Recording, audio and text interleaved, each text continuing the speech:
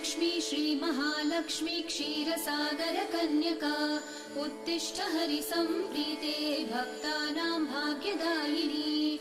श्रीलक्ष्मी श्रीमहालक्ष्मी क्षीरसागर कन्यका उत्तिष्ठ हरिसम्प्रीते भक्तानां भाग्यदायिनी।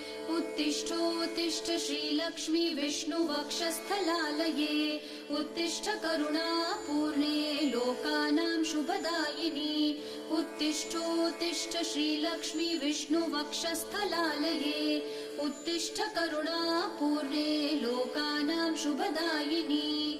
श्रीपद्ममध्यवसिते वरपद्मनेत्रे श्रीपद्महस्तचिरपूजित पद्मपादे श्रीपद्मजात जननी शुभपद्मवक्त्रे श्रीलक्ष्मी भक्तवरदे तव सुप्रभातम्।